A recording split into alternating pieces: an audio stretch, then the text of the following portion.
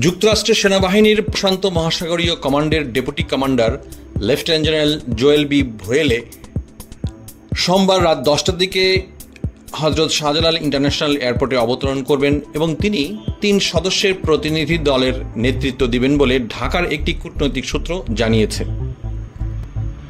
Mister ভোয়েলের এই ভ্রমণটি এমন একটি সময় হতে যাচ্ছে যখন অন্তর্বর্তীকালীন সরকারের প্রধান ডক্টর মোহাম্মদ ইউনূস আগামী 26 মার্চ চীনের উদ্দেশ্যে ঢাকা ত্যাগ করবেন এবং এটি হচ্ছে ডক্টর ইউনূসের একটি বেসরকারি সফর বলে জানা গেছে।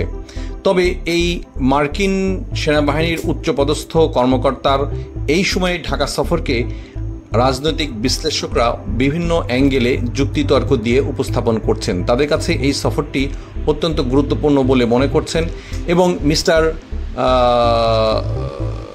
জোয়েল বি ভোয়েলে মঙ্গলবার অর্থাৎ 25শে মার্চ অন্তর্বর্তীকালীন সরকারের প্রধান ডক্টর মোহাম্মদ ইউনূসের সঙ্গে সাক্ষাৎ করবেন এবং একই সাথে তিনি বাংলাদেশ সেনাবাহিনীর ঊর্ধ্বতন কর্মকর্তাদের সঙ্গেও বৈঠক করবেন বলে জানা গেছে।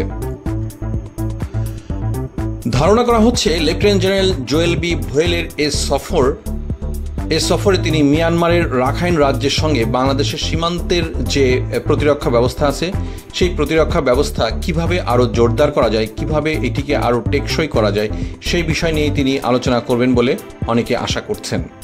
সুধীমণ্ডলী, আজকে এই পর্যন্তই।